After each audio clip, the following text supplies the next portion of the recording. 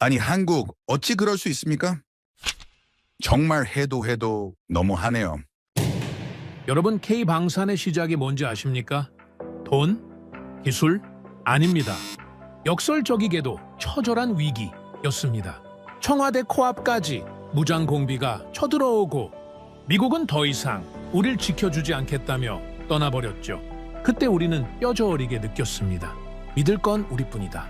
자주 국방. 그런데 이 한국이 갑자기 러시아의 돈을 빌려준답니다. 상식적으로 말이 됩니까? 체제가 무너져 내일 당장 망할지도 모르는 나라한테 돈을 빌려준다고요? 다들 미쳤다고 했죠. 그 돈 떼일 게 뻔하니까요. 하지만 한국은 나라 금고의 15%, 무려 30억 달러를 턱 하고 내놨습니다. 단순한 객기였을까요? 아닙니다. 가슴 속에 맺힌 지독한 한 때문이었습니다. 자주국방의 생명줄을 잡기 위한 그야말로 목숨을 건 마지막 배팅이었죠. 그리고 30년 뒤 여러분, 결과는 어땠을까요? 네, 지금 러시아가 땅을 치며 후회하고 있습니다.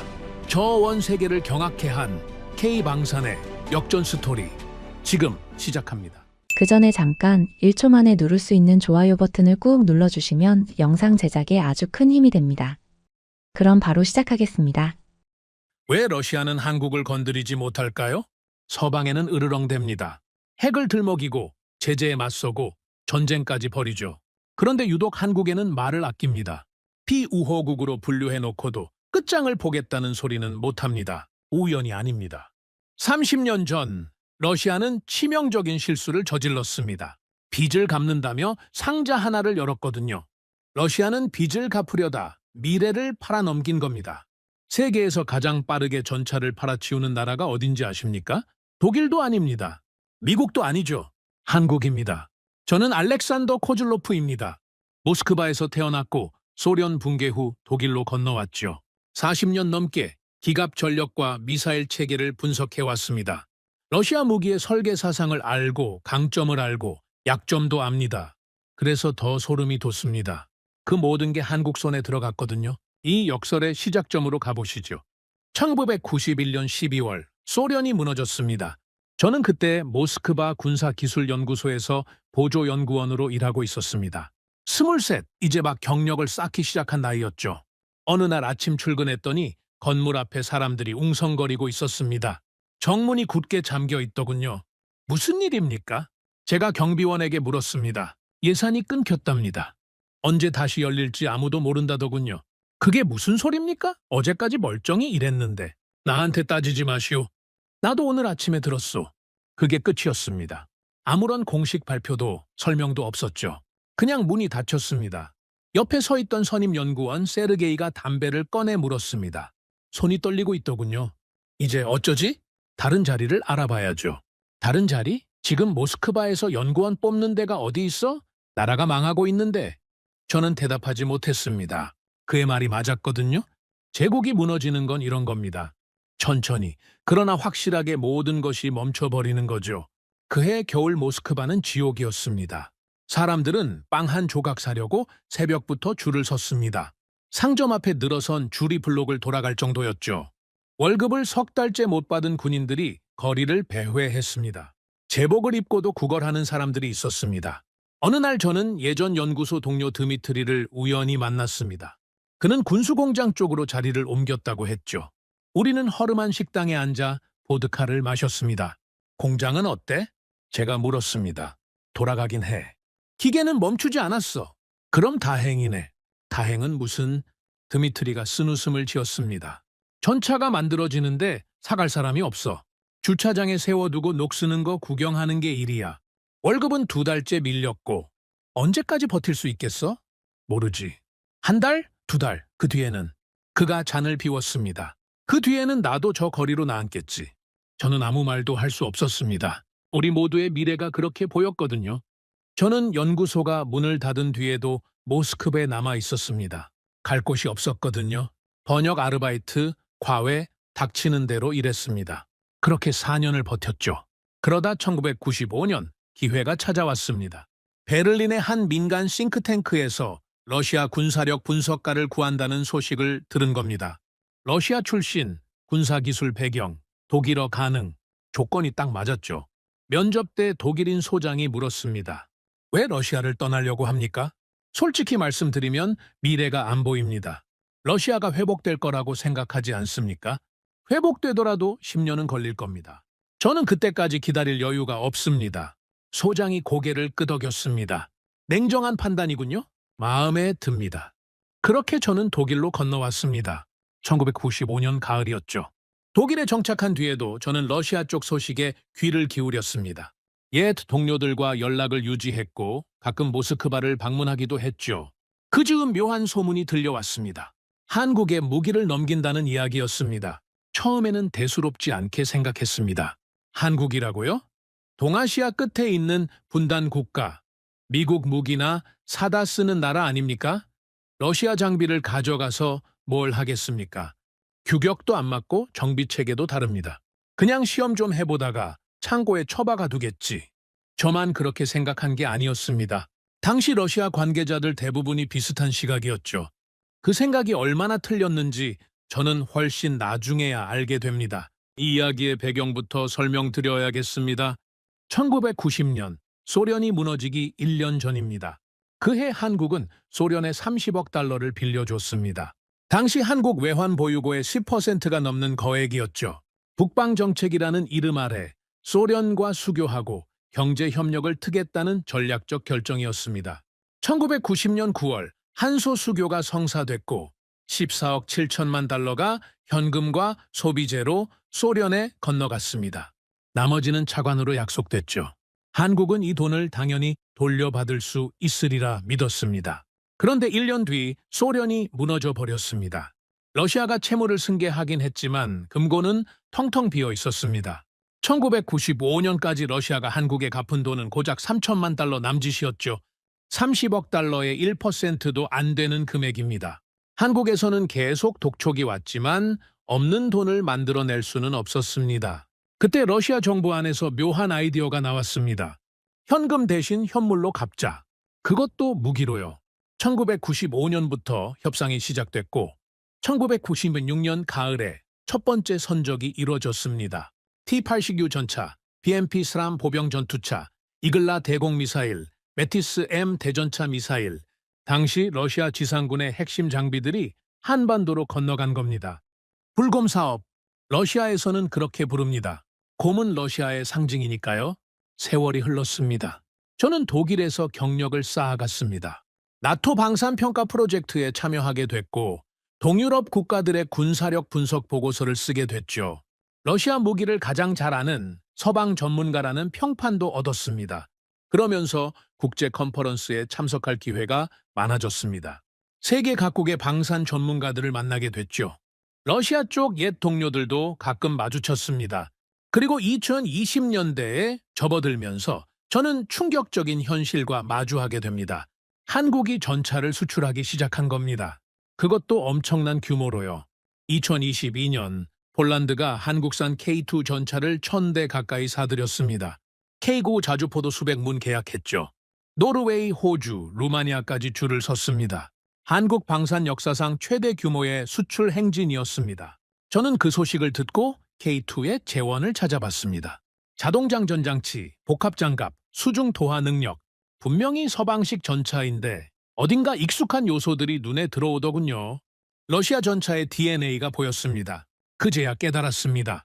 1996년에 넘어간 그 장비들이 어떤 결과를 가져왔는지를요. 2023년 저는 뮌헨 안보회의 부대 행사에서 흥미로운 사람을 만났습니다. 러시아 국방부에서 일했던 퇴역 관료였죠. 소련 붕괴 직후 군수산업 구조 조정에 관여했던 인물입니다. 리셉션장 구석에서 그와 마주쳤습니다. 서로 얼굴은 알았지만 깊이 이야기해본 적은 없었죠. 그날따라 그가 먼저 말을 걸어왔습니다. 코즐로프 씨, 한국 뉴스 보셨습니까? 폴란드 계약 말씀이십니까? 그렇습니다. K2 전차 1,000대입니다. 1,000대요. 그가 고개를 저었습니다. 독일 레오파르트도 그렇게 못 팔아요. 그런데 한국이 해냈습니다. 저는 고개를 끄덕였습니다. 저도 놀랐습니다. 놀라기만 하셨습니까? 그가 목소리를 낮췄습니다. 저는 무섭더군요. 우리는 리셉션장을 나와 조용한 바의 자리를 잡았습니다. 그가 불곰 사업 당시 이야기를 꺼냈습니다. 1996년에 한국에 장비를 보낼 때 나도 서류 작업에 참여했습니다. 그가 맥주잔을 만지작거리며 말했습니다. 처음에는 다들 반대했습니다. 최신 전차를 외국에 넘기다니 자존심이 상한다고요. 하지만 위에서 밀어붙였습니다. 당장 빚을 갚아야 했거든요. 수출용으로 성능을 낮추지 않았습니까? 그게 문제였습니다. 그가 씁쓸하게 웃었습니다. 다운그레이드를 하려면 돈이 듭니다. 부품을 빼고 장비를 교체하고 다시 조립해야 하니까요. 그런데 그 돈이 없었습니다. 창고에 있는 내수용 그대로 보내는 게 더 쌌습니다.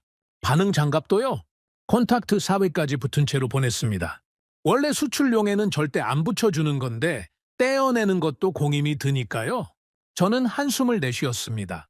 이미 짐작하던 바였지만 당사자 입에서 직접 들으니 더 실감이 났거든요. 그때는 어떻게 생각하셨습니까? 솔직히요, 대수롭지 않게 봤습니다. 한국이 저걸 가져가서 뭘 하겠어? 미국 체계로 돌아가는 군대가 러시아 전차를 굴릴 리가 없잖아. 창고에 처박아 두고 끝이겠지. 다들 그렇게 생각했습니다. 지금은요? 그가 한참 동안 말이 없었습니다. 맥주를 한 모금 마시고 나서야 입을 열었습니다. 지금은 후회합니다. 한국이 전차를 얼마나 팔아치우는지 보셨지 않습니까? 폴란드가, 노르웨이가, 호주가 줄을 서서 한국 무기를 사갑니다. 그 기술이 어디서 왔겠습니까? 그가 저를 똑바로 쳐다봤습니다. 우리가 빚 대신 넘긴 쇳덩이들에서 왔습니다. 우리가 스스로 목을 조를 밧줄을 건네준 겁니다. 1996년에는 그걸 몰랐습니다. 지금은 압니다. 저는 그날 밤 호텔로 돌아와 오래 생각에 잠겼습니다. 불곰 사업은 단순한 무기 거래가 아니었습니다. 기술의 이전이었고 철학의 전수였고 어쩌면 제국의 유산을 물려준 것이었죠. 러시아는 빚을 갚으려고 상자를 열었습니다. 하지만 실제로 연 건 자신의 미래였습니다. 한국은 고철을 받으려고 손을 내밀었습니다. 하지만 실제로 받은 건 30년 뒤의 승리였죠. 1996년 부산항에서 그 컨테이너가 열리는 순간 역사의 방향이 바뀌기 시작했습니다. 물론 그때는 아무도 몰랐습니다. 러시아도 한국도 저도요.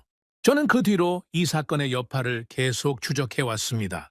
러시아 관계자들, 한국 관계자들, 서방 전문가들을 만나며 퍼즐 조각을 맞춰왔죠. 그렇게 해서 알게 된 이야기를 지금부터 들려드리겠습니다. 그 괴물 같은 무기들이 한국 땅에서 어떻게 시험됐는지, 한국군이 무슨 고통을 겪으며 그 장비들을 길들였는지, 그리고 그 고통이 어떻게 한국만의 무기로 다시 태어났는지 제가 직접 보고 듣고 확인한 것들을 바탕으로 말씀드리겠습니다. 2023년 뮌헨에서 러시아 관료를 만난 뒤 저는 불곰 사업에 대해 본격적으로 파고들기 시작했습니다. 그동안은 그저 흥미로운 역사적 사건 정도로만 생각했거든요. 러시아가 빚 대신 무기를 넘겼고 한국이 그걸 받았다. 그 정도만 알고 있었죠. 하지만 한국 방산의 폭발적인 성장을 목격하면서 그 시작점을 제대로 이해해야겠다는 생각이 들었습니다. 저는 인맥을 총동원했습니다. 러시아 쪽 옛 동료들, 나토 분석가들, 그리고 한국 방산업계 관계자들까지 수소문 끝에 2024년 초 서울에서 열린 방산 컨퍼런스에 참석할 기회를 얻었습니다. 거기서 저는 결정적인 사람을 만나게 됩니다. 그의 이름은 밝히지 않겠습니다. 본인이 원치 않았거든요. 1990년대 후반 국방과학연구소에서 일했던 사람입니다. 불곰 사업으로 들어온 장비들을 직접 시험하고 분석했던 연구원이었죠. 지금은 은퇴해서 후학을 가르치고 있었습니다. 컨퍼런스 만찬장에서 제가 먼저 말을 걸었습니다. 실례합니다. 혹시 1990년대에 러시아 장비 분석 작업에 참여하셨습니까? 그가 저를 위아래로 훑어봤습니다. 어디서 들으셨습니까? 업계에서 소문이 좀 있더군요. 저는 알렉산더 코즐로프입니다. 독일에서 방산 분석 일을 하고 있습니다. 러시아 분이시군요. 옛날 일입니다. 지금은 독일 국적이죠. 그가 잠시 생각하더니 고개를 끄덕였습니다. 자리 옮기시죠. 여기는 좀 시끄럽습니다. 우리는 만찬장을 나와 호텔 로비의 조용한 구석에 자리를 잡았습니다. 그가 커피를 주문하며 입을 열었습니다. 무엇이 궁금하십니까? 1996년에 러시아에서 장비가 들어왔을 때 현장 분위기가 어땠는지 알고 싶습니다. 그가 희미하게 웃었습니다. 궁금하실 만합니다. 러시아 분이시니까요? 그는 천천히 이야기를 시작했습니다. 1996년 11월이었습니다. 부산항에 러시아 화물선이 들어왔죠. 저는 서울에서 대기하고 있다가 연락을 받고 내려갔습니다. 첫인상이 어땠습니까? 솔직히요? 기대가 없었습니다. 그가 커피를 한 모금 마셨습니다. 러시아가 빚 대신 무기를 준다고 했을 때 다들 수출용 열화 버전이겠거니 생각했거든요. 멍키 모델이라고 하죠. 핵심 기술 빼고 껍데기만 보내는 거요. 당연히 그럴 줄 알았습니다. 하지만 달랐다고요. 완전히요. 그의 눈빛이 달라졌습니다. 30년 전 기억을 떠올리는 것 같았죠. 첫 번째 컨테이너가 열렸을 때 저는 T-80U 바로 앞에 서 있었습니다. 차체를 보는 순간 뭔가 이상하다는 걸 느꼈죠. 뭐가요? 반응 장갑이 붙어 있었습니다. 콘탁트 오케이요? 저도 자료로만 봤던 물건인데 실물이 눈앞에 있었습니다. 수출용에는 절대 안 붙여준다고 알려진 장비였거든요. 확인해 보셨습니까? 당연하죠. 기술진이 달라붙어서 사양을 체크했습니다. 엔진, 장갑, 사격 통제장치 전부요. 결론은 내수용 원형 그대로였습니다. 다운그레이드 흔적이 하나도 없었어요. 저는 고개를 끄덕였습니다. 뮌헨에서 만난 러시아 관료의 말과 일치했거든요. 현장 반응이 어땠습니까? 처음에는 다들 멍했습니다. 이게 진짜야? 러시아가 실수한 거 아니야? 그런 말들이 오갔죠. 하지만 컨테이너가 하나씩 더 열릴수록 분위기가 바뀌었습니다. 어떻게요? 흥분으로요. 이건 대박이다. 이런 기회가 또 없다. 연구원들 눈이 반짝거리기 시작했습니다. 장비 인수는 시작에 불과했습니다. 진짜 충격은 시험 단계에서 터져 나왔죠. 그가 T-80U 첫 시동 테스트 이야기를 들려줬습니다. 1997년 초였습니다. 경기도 모처 시험장에서 첫 기동 테스트를 했죠. 저도 현장에 있었습니다. 어땠습니까? 시동이 걸리는 순간 소리부터 달랐습니다. 그가 잠시 말을 멈추고 기억을 더듬었습니다. 우리가 알던 전차 소리가 아니었어요. 디젤 엔진의 둔탁한 진동이 아니라 고주파의 날카로운 굉음이었죠. 마치 제트기가 이륙하는 것 같았습니다. 가스터빈 엔진이 그런 소리를 낸다는 건 알았지만 직접 들으니까 차원이 다르더군요. 기동성은요? 그게 진짜 충격이었습니다. 그가 몸을 앞으로 기울였습니다. 46톤짜리 강철 덩어리가 스포츠카처럼 튀어나갔습니다. 정지 상태에서 시속 32km까지 올리는데 6초도 안 걸렸어요. 급선회할 때는 궤도가 흙을 파헤치면서 먼지 구름이 일었죠. 춤을 추는 것 같았습니다. 드라이버 반응은요. 테스트가 끝나고 해치를 열고 나왔는데 얼굴이 창백하더군요. 손이 떨리고 있었습니다. 뭐라고 하던가요? 그가 잠시 웃었습니다. K1이랑은 철학 자체가 다르다고 했습니다. K1은 내가 전차를 조종하는 느낌인데 이건 전차가 나를 끌고 가려 한다고요? 야수 같다고 했습니다. 길들여지지 않은 야수. 저는 그 말을 듣고 고개를 끄덕였습니다. 러시아 전차의 특성을 정확하게 짚은 표현이었거든요. 서방 전차가 정밀함과 승무원 편의를 중시한다면 러시아 전차는 원초적인 돌파력을 추구합니다. 거칠지만 강력한 그게 소련 시절부터 내려온 기갑 철학이죠. 도하 테스트도 하셨습니까? 제가 물었습니다. 그게 더 충격이었습니다. 그가 대답했습니다. 수중 도하 테스트를 했는데 수심 80m짜리 수조를 준비했거든요. K1 전차로는 엄두도 못 낼 깊이였죠. 결과가 어땠습니까? 전차가 물속으로 완전히 들어갔습니다. 수면 위로는 흡기통만 삐죽 나와 있었죠. 46톤짜리가 강바닥을 걸어가고 있었습니다. 몇 분 뒤에 반대편으로 올라왔는데 현장에 있던 장성 하나가 이러더군요. 뭐라고요? 전술 계산을 다시 해야겠다고요. 저기 이걸 갖고 있으면 강이 방어선이 아니라 그냥 길이라고. 저는 이해할 수 있었습니다. 한반도는 강이 많거든요. 한강, 임진강, 금강, 낙동강. 전쟁이 나면 이 강들이 천연 방어선이 됩니다. 그런데 적 전차가 부교 없이 강을 건널 수 있다면 모든 전술적 가정이 무너지는 거죠. 그날 이후로 뭐가 달라졌습니까? 요구 성능 기준이 바뀌기 시작했습니다. 우리도 저 정도는 해야 한다. 아니, 저것보다 더 잘해야 한다. 그런 분위기가 퍼졌죠. BMP-3 이야기도 나왔습니다. T-80U도 충격이었지만 BMP-3는 차원이 달랐습니다. 그가 말했습니다. 그게 뭐가 그렇게 특별했습니까? 장갑차인데 화력이 경전차급이었거든요. 100mm 주포에 30mm 기관포를 동시에 장착했습니다. 우리가 갖고 있던 K200은 기관총 하나 단 수준이었는데 비교 자체가 불가능했죠. 그것만이 아니었겠죠? 네, 수상주행 테스트를 했는데 20톤이 넘는 장갑차가 물 위에 떴습니다. 워터제트로 시속 10km 이동이 가능하더군요. 보트처럼 물살을 가르면서요. 현장 반응이 어땠습니까? K200 후속 사업 담당자가 머리를 싸맸습니다. 기존 계획을 전부 엎어야 한다고요. 저 수준을 기준으로 새로 설계해야 한다고 했죠. 그가 커피잔을 내려놓았습니다. 그게 나중에 K21 개발로 이어집니다. BMP3를 보지 않았으면 K21의 요구 성능이 저렇게 높아지지 않았을 겁니다. 저는 한 가지 더 궁금한 게 있었습니다. 당시 미국 반응은 어땠습니까? 그가 의미심장하게 웃었습니다. 그게 재미있는 부분입니다. 어떻게요? 미국에서 연락이 왔거든요. T80U를 좀 보여줄 수 있냐고요. 미국이요? 펜타곤도 T80U 최신 사양은 구하기 어려웠습니다. 러시아가 수출을 철저히 통제했거든요. 그런데 한국이 빚값으로 받은 물건 중에 오리지널이 있다? 군침이 돌 수밖에요. 그래서 보여줬습니까? 최종적으로는 정보를 공유했습니다. 동맹이니까요. 하지만 그 과정에서 묘한 변화가 있었습니다. 무슨 변화요? 전에는 미국이 정보를 주고 우리가 받는 구조였거든요. 그런데 이번에는 반대였습니다. 우리가 쥐고 있는 정보를 미국이 필요로 하는 상황이었죠. 협상에서 우리 목소리가 달라졌습니다. 그가 저를 똑바로 쳐다봤습니다.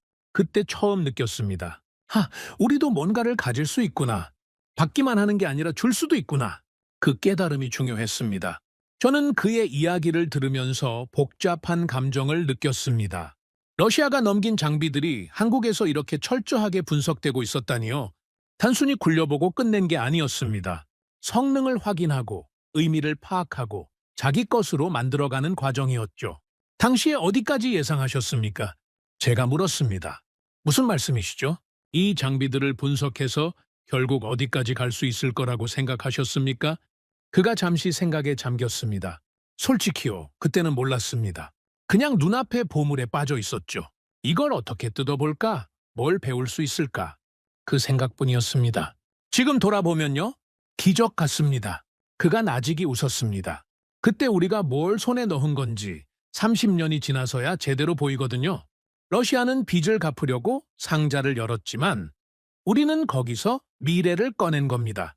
저는 호텔로 돌아오는 길에 생각에 잠겼습니다. 그의 이야기를 들으면서 깨달은 게 있었거든요. 한국은 그 장비들을 그냥 가져다 쓴 게 아니었습니다. 처음부터 배우려는 자세로 접근했죠. 성능에 감탄하는데 그치지 않고 왜 이렇게 만들었는지를 파고들었습니다. 드라이버가 야수 같다고 표현한 그 느낌, 장성이 전술 계산을 다시 해야겠다고 말한 그 순간, 연구원들이 요구 성능을 높여야 한다고 결론 내린 그 회의, 모든 게 연결되어 있었습니다. 러시아는 무기를 넘겼다고 생각했습니다. 하지만 한국은 철학을 받아간 겁니다. 그리고 그 철학을 자기 것으로 소화하기 시작했죠. 물론 그 과정이 순탄하지만은 않았습니다. 화려한 성능 뒤에는 처절한 고통이 숨어 있었거든요. 한국군과 연구원들이 그 괴물 같은 장비들을 길들이면서 겪어야 했던 시행착오, 좌절, 그리고 피땀 어린 노력. 그 이야기는 서울에서 만난 다른 사람에게서 들었습니다. 당시 정비 현장에 있었던 부사관 출신이었죠. 그가 들려준 이야기는 화려한 성능 테스트와는 전혀 달랐습니다. 지옥 같았다고 했습니다. 서울 컨퍼런스에서 만난 연구원은 화려한 이야기를 들려줬습니다. 전차가 춤추듯 달리고 장갑차가 물 위를 떠다니고 미국이 정보를 요청해왔다는 이야기요. 하지만 저는 알고 있었습니다. 모든 성공담 뒤에는 고통이 숨어 있다는 걸요. 러시아 무기를 40년간 분석해온 사람으로서 저는 그 장비들이 얼마나 다루기 까다로운지 잘 알거든요. 서방 체계에 익숙한 한국군이 하루아침에 러시아 장비를 길들였을 리가 없습니다. 그래서 저는 다른 사람을 찾았습니다. 현장에서 실제로 그 장비들과 씨름했던 사람을요. 수소문 끝에 연락이 닿은 사람은 예비역 원사였습니다. 1990년대 후반 기갑부대에서 정비부사관으로 복무했던 분이죠. 불검사업 장비들을 직접 만지고 고치던 사람이었습니다. 우리는 서울 외곽의 한 식당에서 만났습니다. 그가 소주를 따르며 입을 열었습니다. 연구원들이 뭐라고 하던가요? 대단한 성능이었다고 하더군요. 전차가 춤을 추는 것 같았다고 그가 피식 웃었습니다. 그 양반들은 시험장에서만 봤으니까 그렇죠. 우리는 그 춤추는 전차를 매일 굴려야 했습니다. 지옥이 따로 없었어요. 그는 BMP 스림 이야기부터 꺼냈습니다. 1997년 여름이었습니다. 장마가 막 끝나고 불볕더위가 시작됐죠. BMP 스림 탑승 훈련이 잡혀 있었습니다. 어땠습니까? 처음에는 다들 신기해했죠. 러시아제 최신 장갑차라면서요. 100mm 주포에 30mm 기관포까지 화력 하나는 끝내준다고 했으니까. 그가 소주잔을 비웠습니다. 근데 타보니까 딴 세상이더라고요. 뭐가 문제였습니까? 더위요. 상상을 초월했습니다. 그가 고개를 저었습니다. BMP 스레이는 엔진이 차체 뒤쪽에 있거든요. 그런데 병력 탑승 공간이 바로 그 엔진 위에 있습니다. 쉽게 말해서 병사들이 난로 위에 앉아 있는 거예요. 러시아에서는 문제가 안 됐겠죠. 추우니까. 맞습니다. 시베리아에서는 오히려 난방 효과가 있었겠죠. 근데 한국 여름은 다르잖아요. 그가 담배를 꺼내 물었습니다. 첫 훈련 날 출발하고 10분도 안 돼서 병사 하나가 쓰러졌습니다. 쓰러졌다고요? 열사병이요. 차 안 온도가 50도 가까이 올라갔거든요. 거기다 엔진 진동, 기름 냄새, 환기도 안 되고 병사가 토하면서 쓰러졌습니다. 훈련 중단하고 의무대로 실어 날랐죠. 저는 고개를 끄덕였습니다. 충분히 예상할 수 있는 문제였거든요. 그 뒤로 어떻게 했습니까? 여름 훈련은 새벽이나 밤에만 했습니다. 낮에는 못 타요. 타면 쓰러지니까. 병사들 사이에서 별명이 붙었습니다. 뭐라고요? 찜통이요. BMP 사람 대신 그냥 찜통이라고 불렀습니다. 문제는 더위만이 아니었습니다. 정비가 진짜 지옥이었습니다. 그가 말했습니다. 뭐가 그렇게 어려웠습니까? 일단 부품 규격이 다 달랐어요. 볼트 하나, 게스킷 하나까지 전부 러시아 규격이었거든요.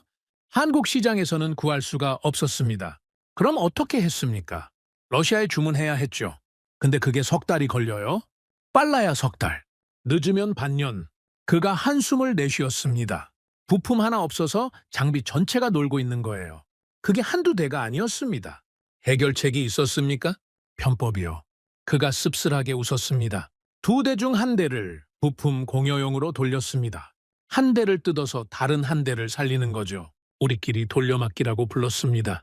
그게 가능했습니까? 가능하냐고요? 선택의 여지가 없었습니다. 장비를 완전히 세워둘 수는 없잖아요. 훈련은 해야 하니까. 그가 담배 연기를 내뿜었습니다. 웃긴 건요, 그 돌려막기를 하면서 장비 구조를 다 외웠다는 겁니다. 어떤 부품이 어디 들어가는지, 어떻게 떼고 어떻게 끼우는지.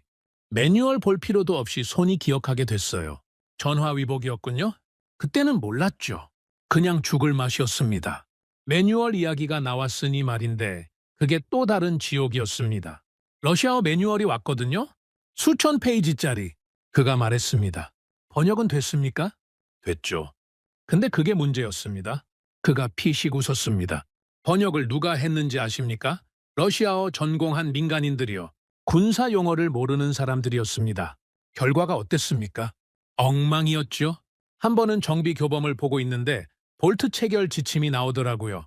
규정 토크로 조이시오라고 써 있어야 할 자리에 뭐라고 써 있었는지 아십니까? 뭐라고요? 부드럽게 달래서 넣으시오. 저는 웃음을 터뜨렸습니다. 러시아어 관용 표현을 그대로 직역한 거예요. 기술 문서인데 시 쓰듯이 번역해놨더라고요. 그걸로 정비가 가능했습니까? 불가능했죠. 그 번역 믿고 작업했다가 볼트가 헐거워져서 부품이 떨어져 나간 적도 있습니다. 하마터면 큰일 날 뻔했어요. 그가 목소리를 낮췄습니다. 그 뒤로는 번역본을 안 믿었습니다. 원문 매뉴얼이랑 같이 펴놓고 사전 뒤지고 러시아어 아는 사람 수소문해서 물어보고 한 줄 이해하는데 하루가 걸리기도 했습니다. 고생이 많으셨네요. 고생은 무슨, 그게 일이었습니다. 매일 그렇게 살았어요. 러시아 교관단 이야기도 나왔습니다. 기술 전수를 위해 러시아에서 교관들이 왔거든요. 장비 운용법이랑 정비 기술을 가르쳐 주러요. 도움이 됐습니까? 됐죠? 근데 소통이 문제였습니다. 그가 한숨을 쉬었습니다. 삼중 통역이라고 들어보셨습니까? 삼중이요? 러시아 교관이 러시아어로 말합니다. 그걸 러시아어 영어 통역이 영어로 바꾸죠. 그리고 영어 한국어 통역이 다시 한국어로 전달합니다. 한 문장 전달하는데 3단계를 거치는 거예요. 시간이 많이 걸렸겠군요. 시간도 문제지만 의미가 왜곡되는 게 더 심각했습니다. 그가 당시를 떠올리듯 눈을 감았습니다. 한 번은 엔진 정비 교육 중이었습니다. 러시아 교관이 뭔가를 길게 설명했어요. 통역을 2번 거쳐서 나온 말이 뭔지 아십니까? 뭔데요? 이 부분을 조심해야 합니다. 그게 끝이요. 네? 뭘 어떻게 조심하라는 건지 구체적인 내용이 다 날아갔어요. 다시 물어보면 또 3중 통역을 거쳐야 하고, 그러다 보면 시간은 시간대로 가고. 어떻게 해결했습니까? 말을 포기했습니다. 그가 담담하게 말했습니다. 통역이 안 되면 눈으로 배웠어요. 러시아 교관 옆에 바짝 붙어서 손동작을 지켜봤습니다. 저 사람이 뭘 하는지는 모르겠지만 손이 어디로 가는지는 보이니까 그거라도 따라하자. 효과가 있었습니까? 있었죠. 오히려 더 정확히 배운 것 같기도 해요.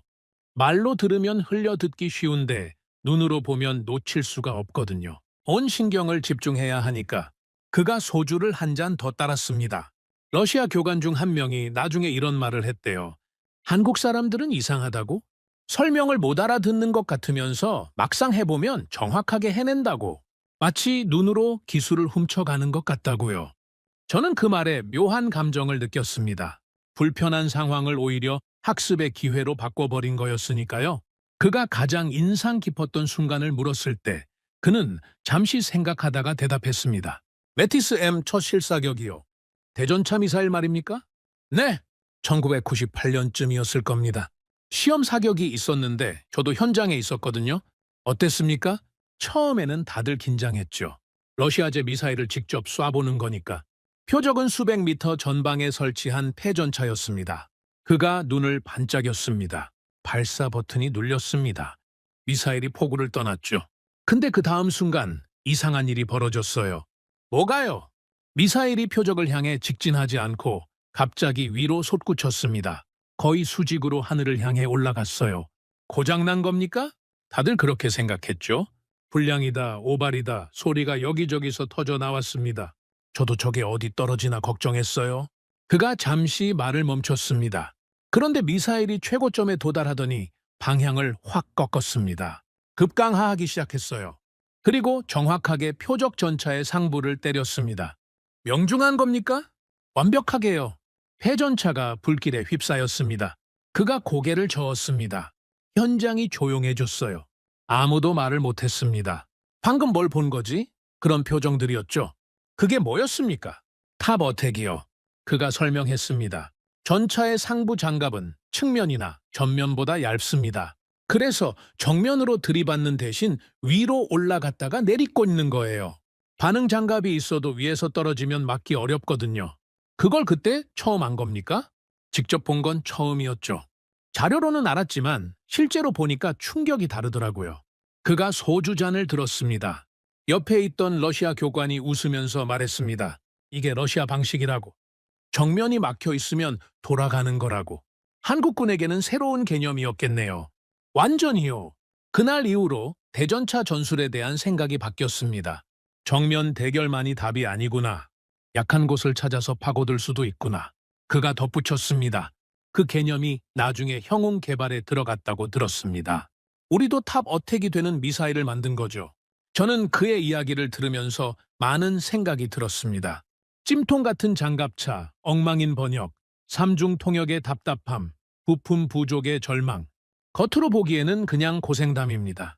하지만 그 고생 속에서 한국은 무언가를 얻어가고 있었습니다. 돌려막기를 하면서 장비 구조를 손으로 외웠고, 번역이 안 되니까 원문을 직접 파고들었고, 통역이 안 되니까 눈으로 기술을 훔쳤습니다. 불편함이 오히려 더 깊은 학습으로 이어진 거죠. 한 가지만 더 여쭈어봐도 되겠습니까? 제가 물었습니다. 말씀하세요. 그 시절을 돌아보면 어떤 생각이 드십니까? 후회되는 건 없으십니까? 그가 한참 동안 말이 없었습니다. 빈 소주잔을 만지작거리다가 천천히 입을 열었습니다. 후회요? 없습니다. 그가 고개를 저었습니다.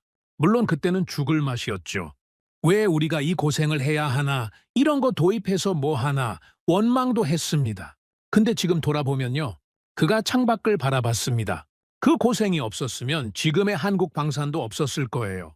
K2 전차, K21 장갑차, 형용 미사일. 다 그때 뿌린 씨앗에서 자란 겁니다. 우리가 흘린 땀이 밑거름이 된 거죠. 그가 저를 돌아봤습니다. 러시아 분이시라면서요? 네, 옛날 일이지만 이상한 기분이시겠습니다. 러시아가 넘긴 기술이 한국에서 이렇게 됐으니까 저는 솔직하게 대답했습니다. 복잡합니다. 뿌듯하기도 하고 씁쓸하기도 하고 이해합니다. 그가 고개를 끄덕였습니다. 근데 이건 알아주셨으면 해요. 우리가 그냥 가져다 쓴 게 아닙니다. 피땀 흘려서 배웠어요. 그 고통의 시간이 있었기 때문에 지금이 있는 겁니다. 저는 고개를 숙였습니다. 알겠습니다. 존경스럽습니다. 그가 빙그레 웃었습니다. 존경은 무슨, 그냥 군인이 할 일을 한 거죠. 식당을 나서면서 저는 생각에 잠겼습니다. 불곰 사업에 진짜 가치가 보이기 시작했거든요. 러시아가 넘긴 건 무기였습니다. 하지만 한국이 얻은 건 무기가 아니었습니다. 고통이었습니다. 찜통 속에서 쓰러지는 병사들, 오역된 매뉴얼 앞에서 절규하는 정비관들, 삼중 통역의 답답함 속에서 눈으로 기술을 훔치던 연구원들, 부품이 없어서 한 대를 죽이고 다른 한 대를 살리던 현장의 고육지책, 그 모든 고통이 한국을 단련시켰습니다. 단순히 러시아 무기를 운용하는 법을 배운 게 아닙니다. 러시아 무기의 장점을 취하고 단점을 보완하는 능력을 길렀습니다. 그리고 그 능력이 한국만의 무기를 만드는 밑거름이 됐죠. 고통을 기술로 바꾸는 나라, 불편함을 혁신의 동력으로 만드는 나라. 그게 제가 발견한 한국이었습니다. 서울에서 돌아온 뒤 저는 한국 방산에 대한 자료를 본격적으로 파고들기 시작했습니다. 정비부사관에게서 들은 이야기가 머릿속을 떠나지 않았거든요. 찜통 같은 장갑차, 엉망인 번역, 부품 부족의 절망. 그 모든 고통 속에서도 한국은 무언가를 배워갔습니다. 그렇다면 그 배움이 어떤 결과로 이어졌을까요? 저는 공개된 논문들을 뒤졌습니다. 국제방산학회지에 실린 한국 연구자들의 발표 자료, 나토 기술평가 보고서, 각국 군사 전문지의 분석 기사까지, 그리고 2024년 가을 아부다비 방산 박람회에서 결정적인 사람을 만나게 됩니다. 그는 한국의 방산업체에서 일하는 엔지니어였습니다. K2 전차 개발에 참여했던 사람이었죠. 박람회장 한국관에서 우연히 대화를 나누게 됐습니다. 독일에서 오셨다고요? 무슨 일을 하십니까? 그가 물었습니다. 방산 분석입니다. 주로 러시아 장비를 다루죠. 아, 그러시군요. 그의 눈빛이 달라졌습니다. 그럼 불곰 사업에 대해서도 아시겠네요. 알죠. 요즘 그 주제로 조사를 하고 있습니다. 흥미롭군요. 러시아분이 불곰 사업을 조사한다니. 그가 웃었습니다. 커피 한잔 하실래요? 시간이 좀 있습니다. 우리는 박람회장 구석의 카페에 자리를 잡았습니다. 저는 단도직입적으로 물었습니다. K2 전차 개발에 불곰 사업 장비들이 영향을 줬습니까? 그가 커피를 한 모금 마시고 대답했습니다. 영향 정도가 아니죠. 뿌리입니다. 그는 1990년대 후반 국방과학연구소에서 있었던 일을 들려줬습니다. 불곰 사업으로 장비가 들어온 뒤 ADD에서 본격적인 역설계가 시작됐습니다. 제가 연구소에 들어간 건 2000년대 초반이었는데 그때도 그 작업이 한창이었어요. 역설계라면 분해해서 구조를 파악하는 거죠? 네. 근데 우리가 한 건 단순한 분해가 아니었습니다. 그가 목소리를 낮췄습니다. 볼트 하나까지 전부 분석했어요. 이 볼트가 왜 이 자리에 있는지, 왜 이 재질인지, 왜 이 규격인지. 모든 선택에는 이유가 있다는 전제로 접근했습니다. 시간이 많이 걸렸겠군요. 몇 년이 걸렸죠. T-80U 한 대를 완전히 이해하는데 말입니다. 하지만 그만한 가치가 있었습니다. 어떤 가치요? 그가 잠시 생각하더니 대답했습니다. 설계 철학을 배웠습니다. 러시아 사람들이 왜 이런 선택을 했는지 이해하게 된 거죠. 그가 구체적인 예를 들어줬습니다. T-80U의 자동장 전장치를 분석할 때였습니다. 처음에는 다들 의아해했어요. 뭐가요? 전자 제어가 거의 없었거든요. 서방 기준으로 보면 구식이었죠. 캠이랑 기어, 스프링으로 작동하는 순수 기계식이었습니다. 그게 문제였습니까? 처음에는 그렇게 생각했죠. 왜 이렇게 원시적으로 만들었을까? 전자 제어를 넣으면 훨씬 정밀해질 텐데. 그가 고개를 저었습니다. 근데 깊이 파고들수록 이유가 보이더라고요. 어떤 이유요? 생존성입니다. 전자장비는 충격에 취약해요. 피격당하거나 험한 지형을 달리면 고장나기 쉽죠. 근데 기계식은 다릅니다. 전기가 나가도 회로가 타도 기어랑 스프링은 돌아가거든요. 그가 손가락으로 테이블을 두드렸습니다. 러시아 설계자들은 최악의 상황을 가정한 겁니다. 전장에서는 뭐든 고장 날 수 있다. 그러니까 가장 단순하고 튼튼한 방식을 선택하자. 그게 러시아 기갑 철학의 핵심이었어요. 저는 고개를 끄덕였습니다. 제가 아는 러시아 설계 사상과 일치하는 분석이었거든요. 그걸 이해하고 나서 뭐가 달라졌습니까? 관점이 바뀌었죠. 그가 대답했습니다. 전에는 서방식이 좋다, 러시아식이 나쁘다, 이런 이분법으로 생각했거든요. 근데 그게 아니더라고요. 서방은 서방 나름의 논리가 있고, 러시아는 러시아 나름의 논리가 있는 거였습니다. 둘 다 맞는 거예요. 환경과 목적에 따라 다른 선택을 한 것뿐이죠. 그래서요? 우리는 둘 다 가져가기로 했습니다. 그가 웃었습니다. 러시아의 기계적 신뢰성에 서방의 전자기술을 결합하는 거죠. 양쪽 장점을 모두 취하는 하이브리드 접근법이었습니다. K2 전차 개발 이야기가 나왔습니다. K2를 설계할 때 가장 큰 논쟁이 뭐였는지 아십니까? 그가 물었습니다. 뭐였습니까? 자동 장전장치 도입 여부였습니다. 그가 설명했습니다. 서방 전차는 대부분 4인 승무원 체계거든요. 전차장, 포수, 조종수, 그리고 장전수. 장전수가 직접 포탄을 들어서 장전하는 방식이죠. 러시아는 다르죠. 네. 러시아는 자동 장전 장치를 써서 장전수를 없앴습니다. 3인 승무원 체계예요. 인원이 줄어드니까 차체를 더 작게 만들 수 있고 피탄 면적도 줄어들죠. 하지만 단점도 있지 않습니까? 그게 논쟁 포인트였습니다. 그가 고개를 끄덕였습니다. 러시아식 자동장전 장치는 탄약을 승무원 바로 옆에 배치해요. 공간 효율을 위해서죠. 근데 피격당하면 탄약이 유폭합니다. 우크라이나 전쟁에서 러시아 전차 포탑이 날아가는 영상 보셨죠? 그게 이 때문이에요. 그래서 어떻게 결정했습니까? 장점은 취하고 단점은 우리 방식으로 보완하기로 했습니다. 그가 자신 있게 말했습니다. K2에는 자동장전 장치가 들어갑니다. 하지만 탄약 배치를 완전히 새로 설계했어요. 포탑 후방에 분리된 탄약고를 만들고 장갑으로 격리했습니다. 피격당해도 유폭이 승무원실로 전이되지 않는 구조죠. 러시아의 개념에 서방의 안전 설계를 더한 거군요. 정확합니다. T-80U를 분석하지 않았으면 나올 수 없는 설계였어요. 러시아가 왜 자동장전을 선택했는지, 그 장점이 뭔지 이해했기 때문에 가능했던 겁니다. K-21 보병 전투차 이야기도 나왔습니다. K-21은 더 직접적인 영향을 받았습니다. 그가 말했습니다. BMP-3 때문이죠? 네. BMP-3를 보기 전과 후로 나뉜다고 해도 과언이 아니에요. 그가 당시를 회상했습니다. 원래 K200 후속 사업은 소박한 목표였거든요. 기존 성능을 약간 개선하는 수준이었죠. 그런데 BMP-3 시험 결과가 나온 뒤 모든 게 바뀌었습니다. 어떻게요? 요구 성능이 확 올라갔어요. 그가 손을 펼쳐 보였습니다. 수상주행 필수, 강력한 화력 필수, 도하 능력 필수. BMP-3에서 본 것들이 전부 요구 조건에 들어갔습니다. 현장에서 반발은 없었습니까? 있었죠. 예산도 문제고 기술적으로 가능한지도 의문이었으니까요. 하지만 작전 쪽에서 밀어붙였습니다. 뭐라고 했습니까? 저기 저런 걸 갖고 있는데 우리가 못 만들면 어떡하냐? 전쟁 나면 어떻게 싸울 거냐? 그렇게 나오니까 반박이 어려웠죠. 그가 웃었습니다. 결국 설계를 처음부터 다시 했습니다. BMP-3를 넘어서는 걸 목표로요. 결과가 어땠습니까? K-21이 나왔죠. 40mm 기관포의 수상 주행 능력, 현대적인 사격 통제 장치까지 BMP-3의 장점은 가져가면서 단점은 보완한 장비가 됐습니다. 저는 한 가지 궁금한 게 있었습니다. 복제라는 비판은 없었습니까? 그가 표정이 살짝 굳었습니다. 왜 그런 말씀을 하시죠? 러시아 장비를 분석해서 만들었으니까요. 외부에서 보면 기술을 베꼈다고 볼 수도 있지 않습니까? 그가 한참 동안 저를 쳐다봤습니다. 그리고 천천히 말했습니다. 복제와 학습은 다릅니다. 어떻게요? 복제는 똑같이 만드는 거예요. 원본을 그대로 카피하는 거죠. 우리가 한 건 그게 아닙니다. 그가 목소리에 힘을 줬습니다. 우리는 왜 이렇게 만들었는지를 이해하려고 했습니다.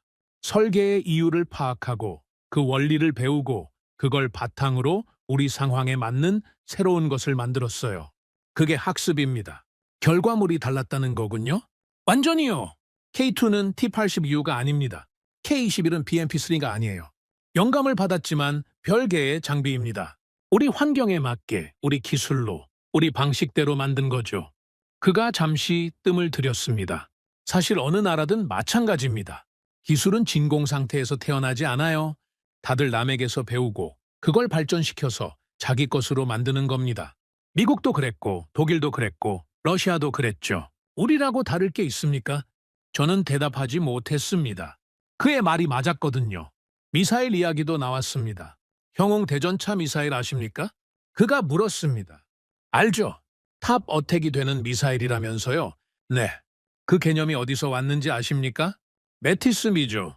그가 고개를 끄덕였습니다. 맞습니다. 1998년에 첫 시험 사격을 했을 때 현장에 있던 사람들이 충격을 받았다고 하더군요. 미사일이 위로 솟구쳤다가 내리꽂히는 걸 보고요. 들었습니다. 그 경험이 형용 개발의 씨앗이 됐어요. 탑 어택이라는 개념, 적의 약점을 찾아서 파고드는 전술적 사고. 그게 한국 연구진의 머릿속에 심어진 거죠. 하지만 형용은 메티스 M과 다르지 않습니까? 완전히 다르죠. 그가 단호하게 말했습니다. 개념만 빌려왔어요.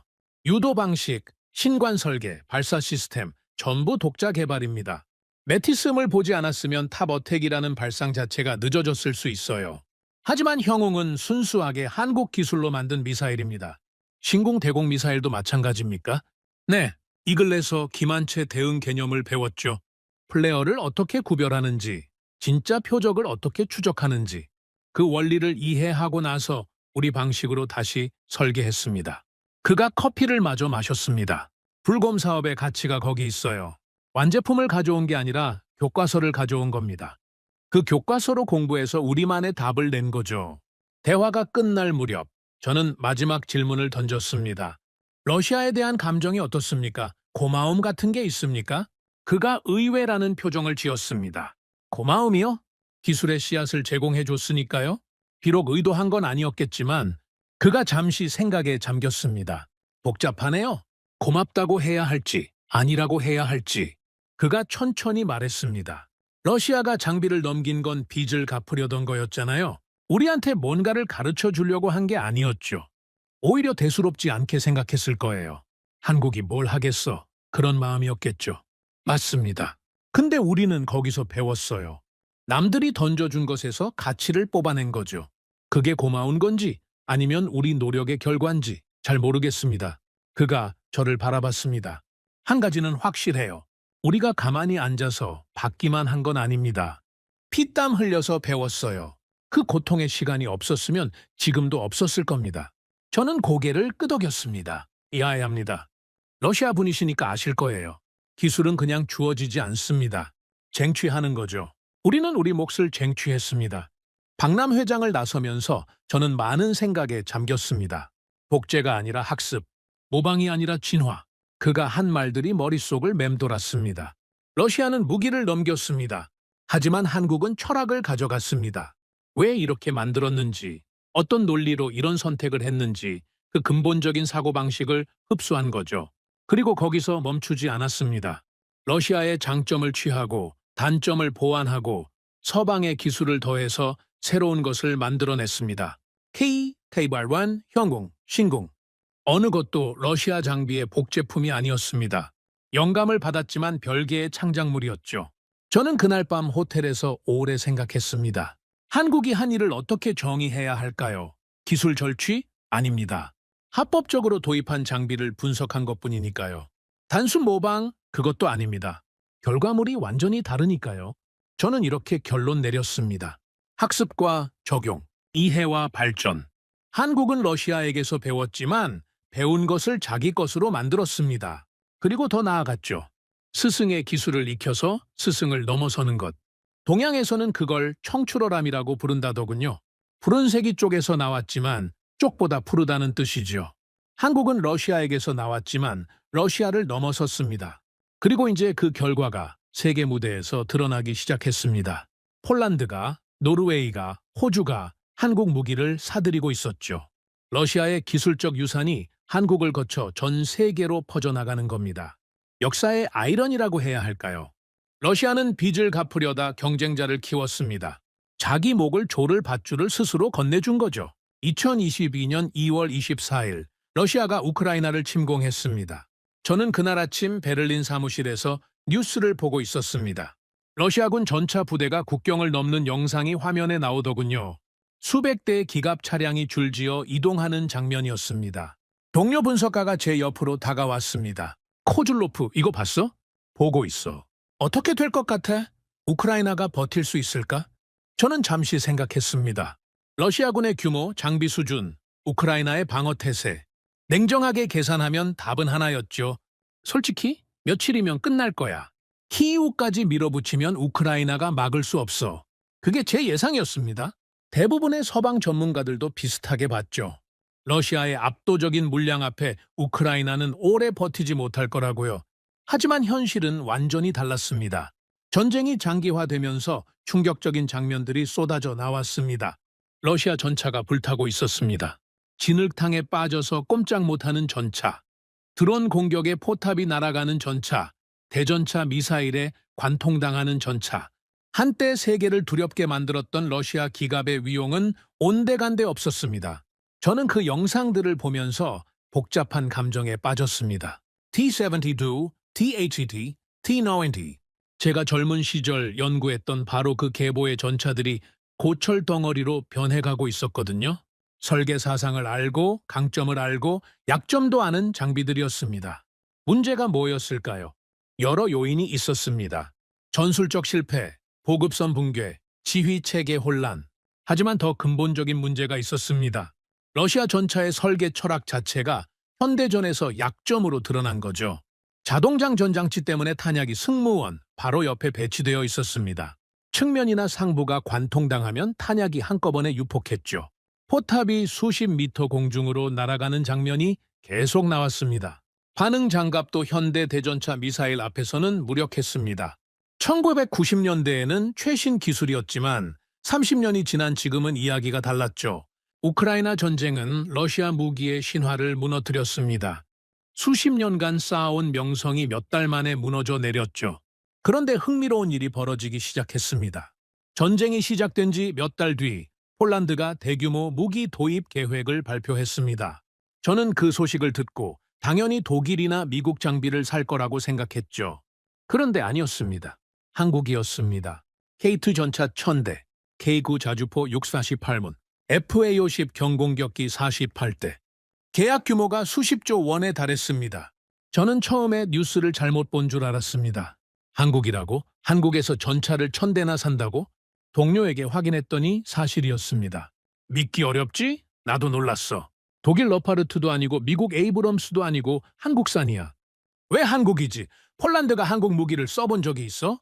K9 자주포를 이미 운용 중이래. 2014년에 도입했다더군.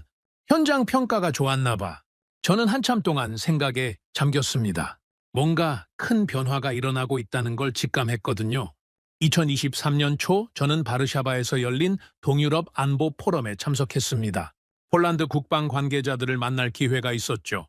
리셉션장에서 폴란드 국방부 소속 대령과 대화를 나누게 됐습니다. 그가 K2 도입 결정 과정에 대해 이야기해줬습니다. 한국을 선택한 이유가 뭡니까? 제가 물었습니다. 간단합니다. 시간이요. 그가 대답했습니다. 시간이요? 우크라이나 상황 보셨지 않습니까? 러시아가 바로 옆에 있어요. 내일이라도 국경을 넘을 수 있습니다. 우리에게는 당장 전차가 필요했어요. 5년 뒤가 아니라 지금요. 독일 레오파르트는요? 그가 고개를 저었습니다. 독일에 문의했죠. 생산 라인이 포화 상태랍니다. 의미 있는 수량을 받으려면 최소 5년은 기다려야 한다더군요. 미국은요? 미국도 비슷해요. 자국 물량 채우기도 바쁘고 정치적 절차도 복잡하고 2년 안에 대량으로 받기는 어렵습니다. 그가 어깨를 으쓱했습니다. 그런데 한국은 달랐어요. 계약하면 1년 안에 첫 물량이 들어온다고 하더군요. 생산 라인을 바로 풀가동할 수 있다고요. 그게 가능합니까? 실제로 가능했습니다. 2022년에 계약했는데 2023년에 이미 전차가 들어오기 시작했어요. 독일이었으면 아직 협상 중이었을 겁니다. 그가 흥미로운 이야기를 덧붙였습니다. K2를 처음 봤을 때 묘한 느낌이 들었습니다. 어떤 느낌이요? 익숙했어요. 분명히 서방식 전차인데 어딘가 우리가 아는 감각이 있더라고요. 저는 무슨 말인지 알 것 같았습니다. 동유럽 감각 말입니까? 네. 폴란드군은 수십 년간 소련제, 러시아제 장비를 운용해왔거든요. T-72의 특성을 우리만큼 잘 아는 나라도 드물어요. 그래서 K2를 봤을 때 느낌이 왔습니다. 이건 서방 전차인데 우리한테 익숙한 뭔가가 들어있다. 불곰 사업 때문이겠죠. 그가 고개를 끄덕였습니다. 나중에 알았어요. 한국이 1990년대에 러시아 장비를 들여와서 분석했다는 거요. K2에 그 영향이 들어있는 거더군요. 자동장 전장치 개념이라든가 기동성 설계라든가. 그가 웃었습니다. 아이러니하죠. 러시아를 막기 위해 전차를 사는데 그 전차에 러시아 기술의 흔적이 들어있다니. 저는 쓴웃음을 지었습니다. 역사의 장난이죠. 장난치고는 꽤 효과적이에요. 우리 조종수들이 K2에 빨리 적응하더라고요. 완전히 낯선 장비가 아니니까 어딘가 손에 익는 느낌이 있대요. 가격 이야기도 나왔습니다. K2가 레오파르트보다 싸지 않습니까? 제가 물었습니다. 20에서 30% 정도 저렴합니다. 하지만 그게 결정적인 요인은 아니었어요. 그럼 뭐가요? 패키지요. 그가 설명했습니다. 한국은 전차만 파는 게 아닙니다. 훈련, 정비, 부품 공급, 기술 이전까지 통합 패키지로 제공해요. 우리가 따로 알아볼 필요가 없어요. 한국이 다 해주거든요. 그게 큰 차이입니까? 엄청난 차이죠. 무기를 사는 건 시작일 뿐이에요. 그걸 운용하고 유지하는 게 진짜 문제거든요. 부품이 안 오면 장비가 서고, 정비 인력이 없으면 고장나고, 훈련이 안 되면 제대로 못 써요. 그가 목소리를 낮췄습니다. 한국 사람들은 그걸 알더라고요. 무기만 팔면 끝이 아니라는 걸요. 그래서 처음부터 전체 패키지를 제안했어요. 우리 입장에서는 그게 훨씬 편했습니다. 저는 그의 이야기를 들으면서 한 가지를 깨달았습니다. 한국이 파는 건 단순히 철덩어리가 아니었습니다. 전쟁을 지속하는 능력을 파는 거였죠. 우크라이나 전쟁이 그 가치를 증명했습니다. 전쟁은 성능이 아니라 지속력이 이긴다는 걸 세계가 목격했거든요. 아무리 좋은 무기도 부품이 없으면 고철이고 정비할 사람이 없으면 폐기물입니다. 독일은 완벽한 무기를 만들지만 느립니다. 생산 라인이 제한적이고 관료주의가 심하죠. 미국은 강력한 무기를 만들지만 비싸고 정치적 제약이 많습니다. 한국은 충분히 좋은 무기를 빠르게 대량으로 만들 수 있습니다. 그리고 운용까지 책임지죠. 전쟁이 코앞에 닥친 나라에게 뭐가 더 필요하겠습니까? 폴란드만이 아니었습니다. 2023년 저는 노르웨이 오슬로에서 열린 북유럽 방산 세미나에 참석했습니다. 거기서 노르웨이 육군 관계자를 만났죠. 노르웨이도 K9 자주포를 도입한 나라였습니다. K9 만족하십니까? 제가 물었습니다. 매우요. 그가 대답했습니다. 노르웨이 지형에서 잘 작동합니까? 산악지대가 많지 않습니까? 그게 포인트예요. 우리가 K9을 선택한 이유 중 하나가 한국 지형이거든요. 무슨 말씀이시죠? 한국도 산이 많잖아요. 70%가 산악지대라면서요. 그런 환경에서 개발된 장비니까 우리 지형에도 맞을 거라고 봤습니다. 실제로 그렇더군요. 그가 덧붙였습니다. 그리고 한국 사람들이 우리 요구사항에 유연하게 대응했어요. 이런 부분을 수정해달라, 저런 기능을 추가해달라, 그런 요청을 하면 진지하게 검토하더라고요. 큰 방산업체들은 자기 방식을 고집하는 경향이 있는데 한국은 달랐습니다. 고객 맞춤형이군요. 네? 그게 인상적이었어요. 우리를 파트너로 대하더라고요. 그냥 물건 팔고 끝내는 게 아니라 저는 점점 더 큰 그림이 보이기 시작했습니다. 한국 방산의 성공은 우연이 아니었습니다. 몇 가지 요소가 맞아떨어진 결과였죠. 첫째, 기술력. 불곰 사업으로 씨앗을 얻고 수십 년간 갈고 닦아서 세계 수준에 도달했습니다. 둘째, 생산 능력. 북한과 대치하면서 항상 전시 체제를 유지해온 덕분에 다른 나라들이 평화의 배당금을 누리며 군수 산업을 축소할 때도 한국은 생산 라인을 유지했습니다. 셋째, 대응력. 고객이 원하는 걸 듣고 맞춰주는 유연함이 있었습니다. 넷째, 타이밍. 우크라이나 전쟁으로 전 세계가 급하게 무장을 강화해야 하는 상황에서 한국만이 그 수요를 즉시 충족시킬 수 있었습니다. 모든 조건이 한국에게 유리하게 맞아떨어진 거죠. 2024년 저는 모스크바에서 열린 비공개 세미나에 초청받았습니다. 러시아 퇴역 군인들과 방산 관계자들이 모이는 자리였죠. 분위기가 무거웠습니다. 세미나가 끝난 뒤 뒷풀이 자리에서 한 퇴역 장성과 대화를 나눴습니다. 그는 소련 시절부터 기갑 부대에서 복무한 사람이었습니다. 우크라이나 상황 어떻게 보십니까? 제가 조심스럽게 물었습니다. 그가 한숨을 내쉬었습니다. 참담하죠. TV에서 우리 전차가 불타는 걸 매일 봅니다. 내가 타던 전차들이에요. 내가 훈련시킨 부대들이 저 안에 있을 수도 있고. 원인이 뭐라고 보십니까? 한두 가지가 아니죠. 전술, 보급, 지휘, 장비 상태 다 문제예요. 하지만 그가 말끝을 흐렸습니다. 하지만 근본적으로는 우리가 30년간 투자를 안 했습니다. 소련 붕괴 이후로 연구 개발이 거의 멈췄어요. 새 전차를 만들어도 양산을 못하고 양산해도 부대에 제대로 배치를 못하고 돈이 없었으니까요. 그가 보드카를 마셨습니다. 그 사이에 다른 나라들은 발전했습니다. 특히 한국이요. 저는 귀가 솔깃해졌습니다. 한국을 주목하고 계셨습니까? 안 할 수가 없죠. 그가 쓴웃음을 지었습니다. 폴란드가 한국 전차를 1000대 샀다는 뉴스 보셨죠? 그거 보고 우리 쪽 사람들이 뭐라고 했는지 아십니까? 뭐라고요? 우리가 빚 대신 넘긴 기술이 결국 우리를 겨누고 있다고요. 그가 고개를 저었습니다. 1990년대에 불검 사업으로 한국에 장비를 넘겼지 않습니까? 그때는 다들 대수롭지 않게 생각했어요. 한국이 뭘 하겠어? 창고에 처박아 두겠지. 그랬는데 30년 뒤에 이렇게 됐습니다. 후회하십니까? 그가 한참 동안 말이 없었습니다. 후회요? 그때는 선택의 여지가 없었습니다. 나라가 망하기 직전이었으니까. 빚을 갚으려면 뭐라도 해야 했죠. 그가 저를 바라봤습니다. 하지만 지금 생각하면 그래요. 후회합니다. 우리가 뭘 넘긴 건지 그때는 몰랐어요. 무기를 넘긴 게 아니라 미래를 넘긴 거였습니다. 그가 마지막으로 한 말이 잊히지 않습니다. 아이러니한 게 뭔지 아십니까? 뭔데요? 지금 폴란드가 러시아를 막으려고 한국 전차를 삽니다. 그 전차 안에는 우리 기술이 들어있어요.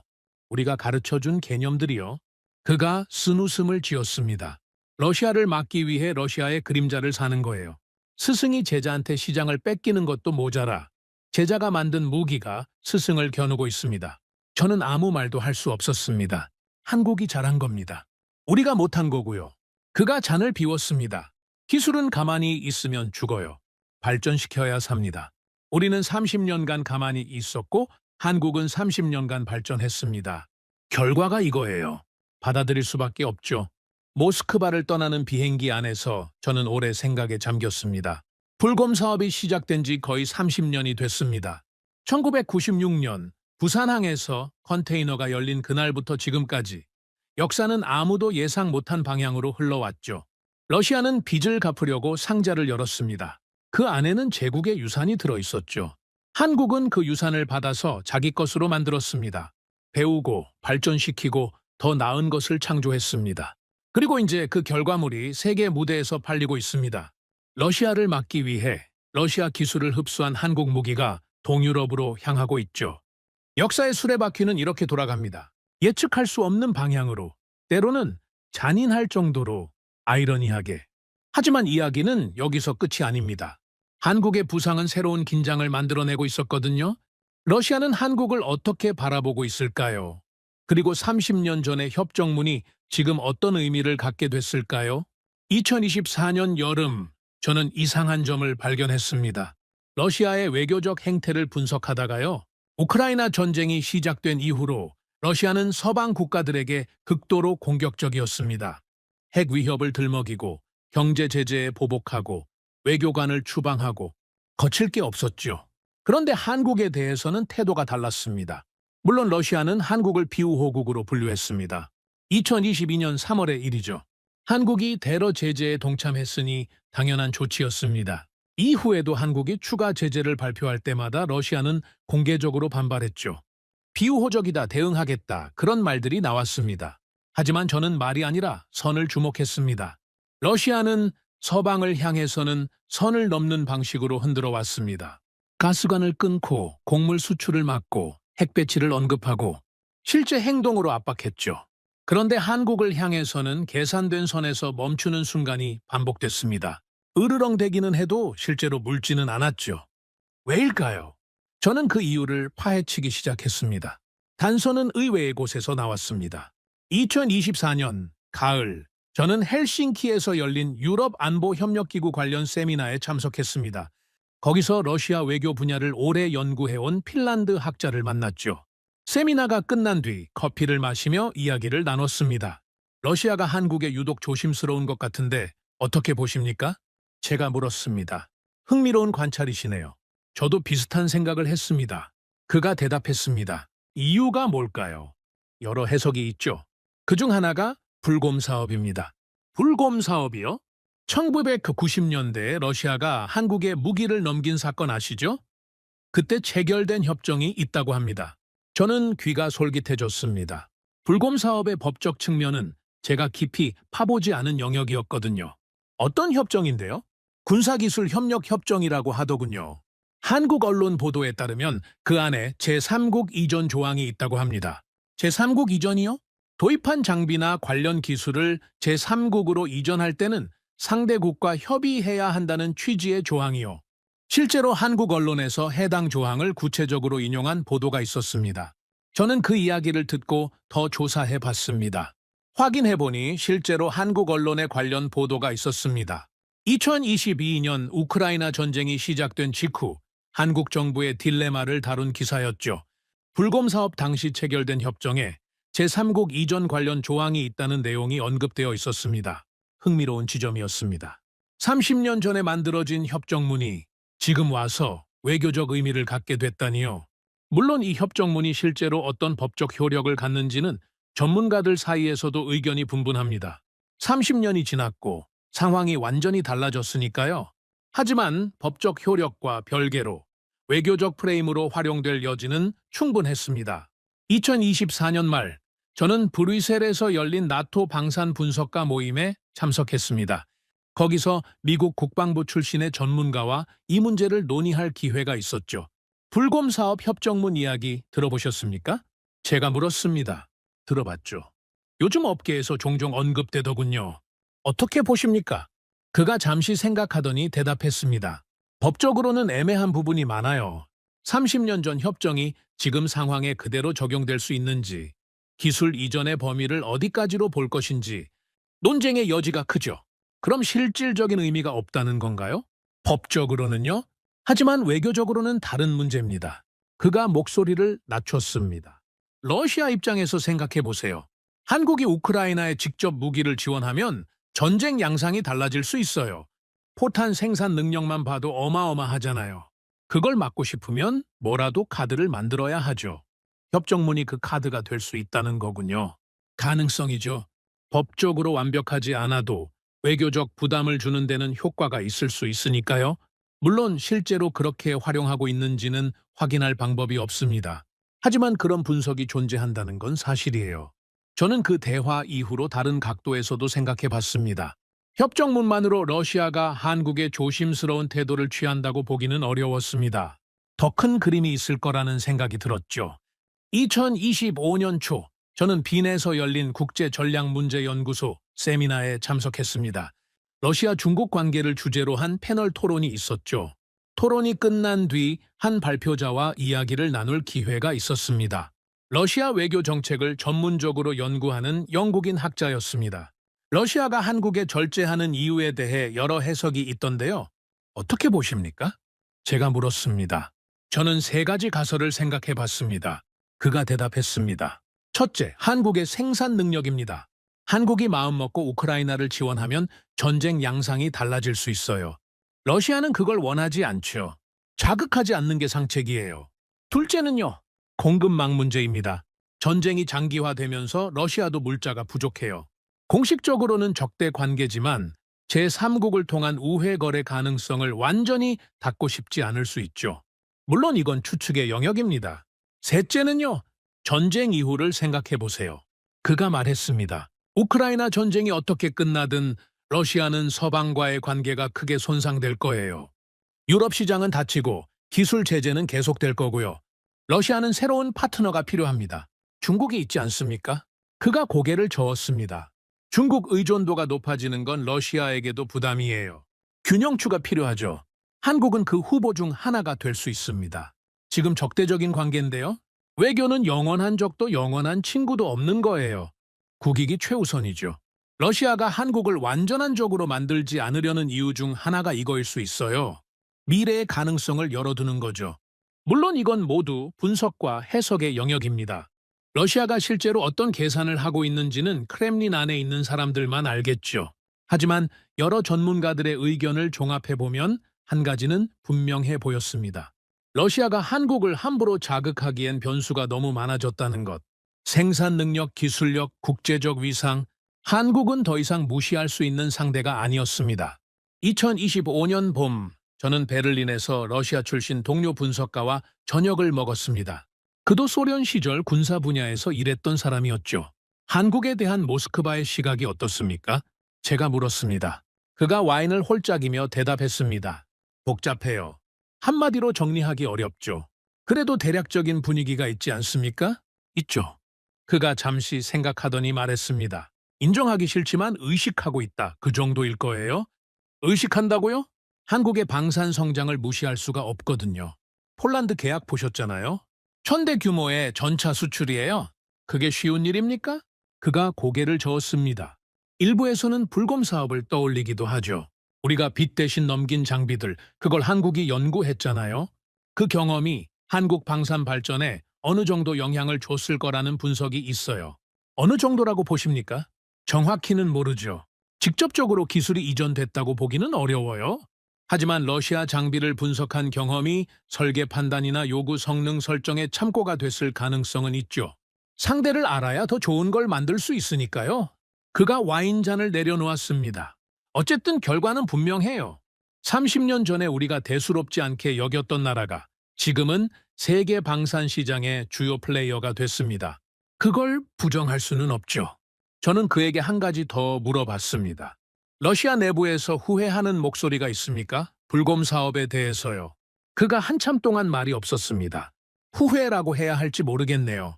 그가 천천히 말했습니다. 그때는 선택의 여지가 없었어요. 나라가 망하기 직전이었으니까요. 빚을 갚으려면 뭐라도 해야 했죠. 무기를 넘긴 건 그 상황에서 나온 결정이었어요. 지금 돌아보면요. 만약 그때 다른 선택을 했더라면 어땠을까? 그런 생각은 하죠. 하지만 역사에 만약은 없잖아요. 그가 저를 바라봤습니다. 한 가지는 확실해요. 기술은 가만히 있으면 죽어요. 발전시켜야 살아요? 우리는 30년간 투자를 못했고 한국은 30년간 발전했어요. 결과가 이거예요. 불곰 사업 때문이라기보다는 그 이후의 선택들이 차이를 만든 거죠. 그가 와인을 마저 마셨습니다. 한국은 기회를 잡았고 우리는 놓쳤어요. 그게 핵심이에요. 저는 집으로 돌아오는 길에 많은 생각을 했습니다. 불곰 사업이 시작된 지 거의 30년이 됐습니다. 그 사이에 세상은 완전히 바뀌었죠. 러시아는 빚을 갚으려고 무기를 넘겼습니다. 당시에는 대수롭지 않게 생각했죠. 한국이 그걸 가지고 뭘 하겠어. 한국은 그 장비들을 연구하고 분석했습니다. 러시아 설계의 장단점을 파악했죠.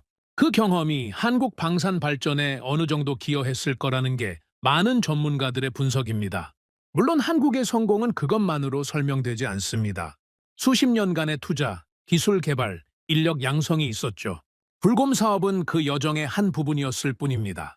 하지만 상징적인 의미는 분명히 있습니다. 빚을 갚으려고 열었던 상자가 30년 뒤에 경쟁자를 키우는 씨앗이 됐다는 거죠. 이제 러시아는 한국을 의식합니다. 비우호국으로 분류하면서도 실제로는 조심스러운 태도를 보이죠. 협정문을 외교적 프레임으로 활용할 가능성도 거론됩니다. 미래의 관계 가능성을 열어두려는 계산이 있을 수도 있고요. 역사의 수레바퀴는 참 묘하게 돌아갑니다. 한국은 더 이상 무기를 사다 쓰기만 하는 나라가 아닙니다. 무기를 만들어 파는 나라가 됐죠. 그리고 그 무기들이 동유럽으로 향하고 있습니다. 러시아의 위협에 대응하기 위해서요. 저는 이 역설을 어떻게 받아들여야 할지 아직도 생각 중입니다. 러시아 출신으로서 씁쓸하기도 하고 분석가로서 감탄하기도 하죠. 하지만 한 가지는 확실합니다. 한국은 주어진 기회를 최대한 활용했어요. 배움을 혁신으로 이어갔죠. 고통스러운 과정을 거쳐 자기 것으로 만들었습니다. 역사는 노력하는 자의 편입니다. 한국이 그걸 증명했죠. 그리고 러시아는 그 결과를 마주하고 있습니다. 30년 전의 결정이 어떤 나비 효과를 가져왔는지 지금에서야 선명하게 보이기 시작한 거죠. 2025년 여름, 저는 흥미로운 현상을 목격했습니다. 세계 각국의 방산 컨퍼런스에 참석할 때마다 한국 이야기가 나왔거든요. 유럽에서도, 중동에서도, 아시아에서도 주제가 뭐든 간에 어느 순간 한국이 언급됐습니다. 그런데 더 흥미로운 건 따로 있었습니다. 한국은 말을 아끼고 있었습니다.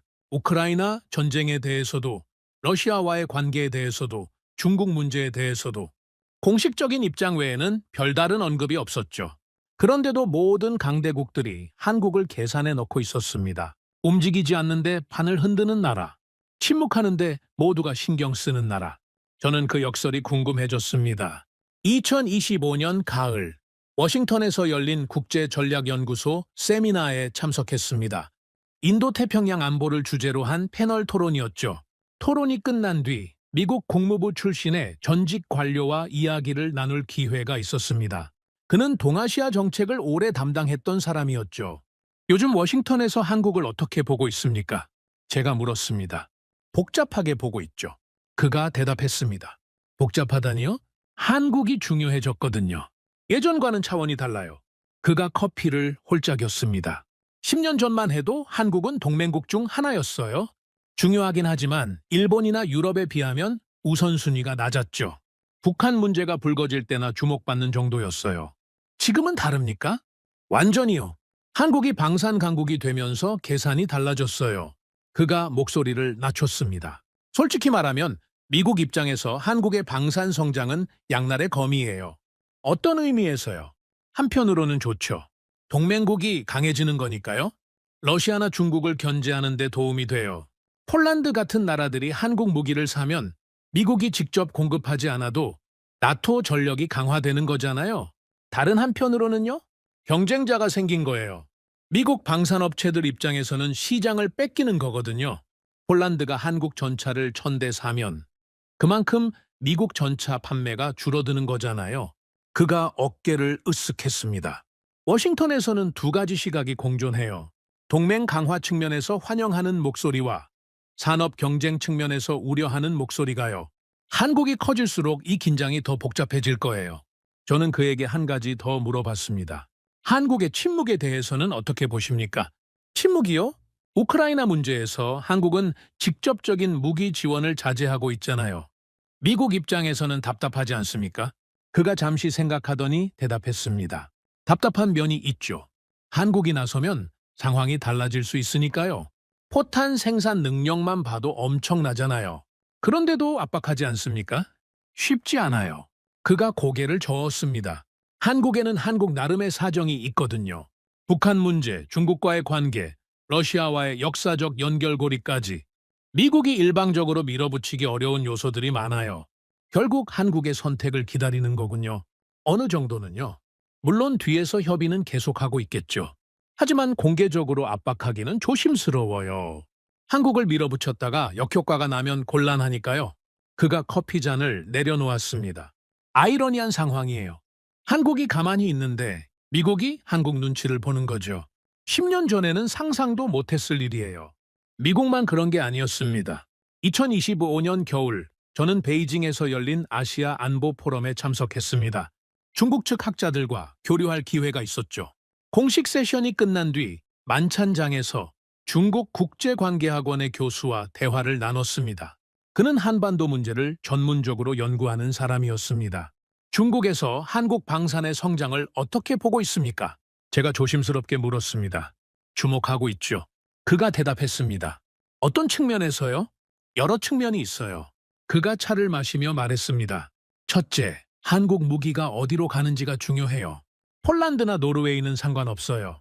유럽 문제니까요. 하지만 아시아 태평양 지역에서 한국 무기가 확산되면 이야기가 달라지죠. 구체적으로 어떤 우려가 있습니까? 예를 들어 호주요. 호주가 한국 무기를 도입하면 그건 중국 입장에서 불편한 거예요. 지역 내 군비 균형에 영향을 주니까요. 그가 목소리를 낮췄습니다. 둘째, 한국의 기술 수준이에요. 솔직히 인정해야 할 게 있어요. 한국 방산 기술이 빠르게 성장했어요. 일부 분야에서는 중국과 경쟁할 수준이 됐죠. 중국이 한국을 경쟁자로 보고 있다는 건가요? 경쟁자라기보다는 변수라고 해야 할까요? 그가 신중하게 말을 골랐습니다. 한국은 미국 동맹이에요. 하지만 동시에 중국과도 경제적으로 깊이 연결되어 있죠. 한국이 어느 쪽으로 기우느냐에 따라 지역 구도가 달라질 수 있어요. 그래서 주목하는 거예요. 저는 한 가지 더 물어봤습니다. 한국이 러시아와의 관계에서 보이는 태도에 대해서는 어떻게 보십니까? 그가 흥미롭다는 표정을 지었습니다. 그것도 지켜보고 있어요. 어떤 점에서요? 한국이 러시아 제재에 동참하면서도 직접적인 무기 지원은 자제하고 있잖아요. 그 균형이 흥미로워요. 그가 설명했습니다. 중국 입장에서는 한국의 그 태도가 나쁘지 않아요. 한국이 전면적으로 러시아와 적대하면 지역 긴장이 높아지거든요. 한국이 어느 정도 거리를 유지하는 게 중국에게도 부담이 덜해요. 한국의 침묵이 중국에게도 유리하다는 건가요? 유리하다기보다는 불확실성을 줄여준다고 해야 할까요? 한국이 어떻게 움직일지 모르는 상황보다는 예측 가능한 범위 내에 있는 게 낫죠. 그가 찻잔을 내려놓았습니다. 결국 한국은 강대국들 사이에서 독특한 위치를 차지하고 있어요. 완전히 한쪽에 서지 않으면서 모든 쪽에 영향을 미치는 거죠. 의도한 건지 아닌지는 모르겠지만 결과적으로 그렇게 되고 있어요. 유럽에서도 비슷한 이야기를 들었습니다. 위넨 안보회의에 참석했을 때였습니다. 독일 국방부 출신의 전문가와 대화를 나눴죠. 유럽에서 한국을 어떻게 보고 있습니까? 제가 물었습니다. 구원자이자 경쟁자요. 그가 웃으며 대답했습니다. 구원자라니요? 우크라이나 전쟁이 터지고 나서 유럽이 급하게 재무장을 시작했잖아요. 그런데 유럽 방산업체들은 생산 능력이 부족했어요. 평화의 시대에 생산 라인을 줄여놨거든요. 그가 설명했습니다. 그때 한국이 나타난 거예요. 빠른 납기, 합리적인 가격, 검증된 품질. 폴란드가 한국을 선택한 이유가 다 있어요. 한국이 아니었으면 폴란드는 몇 년을 더 기다려야 했을 거예요. 그런데 경쟁자라고도 하셨잖아요? 그렇죠. 한국이 유럽 시장에서 점유율을 높이면 독일이나 프랑스 업체들은 그만큼 잃는 거예요. 러파르트 대신 K2가 팔리면 라인메탈이 손해를 보는 거잖아요. 그가 어깨를 으쓱했습니다. 유럽 방산업계에서는 한국에 대한 감정이 복잡해요. 고맙기도 하고 경계하기도 하고 양면적인 거죠. 저는 그에게 한 가지 더 물어봤습니다. 한국의 전략적 태도에 대해서는 어떻게 보십니까? 우크라이나 문제에서 직접 지원을 자제하는 건 말이에요. 이해해요. 그가 대답했습니다. 유럽 입장에서는 한국이 더 적극적으로 나서주면 좋겠죠. 하지만 한국에게 강요할 수는 없어요. 왜요? 한국은 북한과 대치하고 있잖아요. 자기네 안보가 우선이에요? 우크라이나에 무기를 보내다가 정작 자기네가 위험해지면 안 되니까요. 그가 고개를 끄덕였습니다. 그리고 솔직히 한국이 직접 지원하지 않아도 간접적으로는 돕고 있어요. 폴란드에 무기를 팔면 폴란드가 자기네 구형 장비를 우크라이나에 넘길 수 있거든요. 우회적이지만 효과는 있죠. 결국 한국은 직접 나서지 않으면서도 영향을 미치고 있는 거군요. 그렇죠. 그게 한국의 강점인 것 같아요. 전면에 나서지 않으면서도 게임에 참여하는 거예요. 침묵하지만 존재감은 있는 거죠. 여러 나라의 전문가들과 대화를 나누면서 저는 패턴을 발견했습니다. 미국은 한국이 더 적극적으로 나서주길 바라면서도 밀어붙이기는 조심스러워했습니다. 중국은 한국의 성장을 경계하면서도 한국이 어느 정도 중립을 유지하는 게 나았습니다. 러시아는 한국을 비우호국으로 분류했지만 실제로는 자극하지 않으려 했습니다. 유럽은 한국의 도움이 필요하면서도 경쟁자로 부상하는 것을 경계했습니다. 모든 강대국들이 한국을 계산에 넣고 있었습니다. 그리고 모두가 한국의 다음 행보를 주시하고 있었죠. 그런데 정작 한국은 움직이지 않았습니다. 공식적인 입장만 밝히고 구체적인 행동은 유보했습니다. 이쪽에도 저쪽에도 완전히 서지 않았죠. 처음에는 그게 소극적인 태도라고 생각했습니다. 결정을 미루는 거라고요. 하지만 대화를 거듭할수록 다른 해석이 떠올랐습니다. 어쩌면 침묵 자체가 전략일 수 있다는 거였습니다. 저는 서울을 다시 방문했습니다. 한국 외교안보 분야의 전직 관료를 만날 기회가 있었죠. 한국이 침묵하는 이유가 뭡니까? 제가 단도직입적으로 물었습니다. 그가 빙그레 웃었습니다. 침묵이라고 보십니까? 그렇게 보이거든요. 모든 강대국들이 한국을 주목하는데 한국은 말을 아끼고 있잖아요. 그게 답일 수도 있어요. 그가 말했습니다. 무슨 뜻이죠? 생각해보세요. 한국이 어느 한쪽에 확실히 서면 어떻게 될까요? 그가 설명했습니다. 미국 편에 완전히 서면 중국과 러시아가 적대적으로 나올 거예요. 중국 쪽으로 기울면 미국과의 동맹이 흔들리겠죠. 어느 쪽이든 손해가 커요. 그래서 중간에 서 있는 겁니까? 중간이라기보다는 선택을 유보하고 있는 거죠. 상황을 지켜보면서 최적의 타이밍을 기다리는 거예요. 그가 차를 마셨습니다. 그리고 재미있는 건 한국이 움직이지 않는 것 자체가 영향력이 된다는 거예요. 어떻게요? 모든 강대국들이 한국의 선택을 기다리고 있잖아요. 한국이 어디로 갈지 모르니까 다들 한국을 자극하지 않으려고 조심해요. 미국도 중국도 러시아도요. 그가 웃었습니다. 움직이지 않는 게 힘이 되는 거예요. 모든 가능성을 열어두면서 모든 쪽에 영향을 미치는 거죠. 저는 그 말을 듣고 많은 생각이 들었습니다. 한국의 침묵은 소극적인 게 아니었습니다. 계산된 거였죠. 작은 나라가 강대국들 사이에서 살아남는 방법. 어느 한쪽에 올인하지 않으면서 모든 쪽에 필요한 존재로 남는 것. 한국은 그 게임을 하고 있었습니다. 방산 강국이 됨으로써 카드를 손에 쥐었고 그 카드를 쉽게 내려놓지 않음으로써 가치를 유지하고 있었죠. 한국이 의도적으로 그렇게 하고 있다고 보십니까? 제가 물었습니다.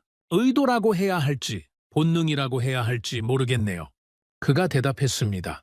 한국은 역사적으로 강대국들 사이에서 시달려 왔어요. 그 경험이 DNA에 새겨져 있죠. 약할 때는 당했지만 강해지면 어떻게 해야 하는지도 배웠어요. 어떻게 해야 하는 건데요? 섣불리 움직이지 않는 거예요. 필요 이상으로 적을 만들지 않는 거죠.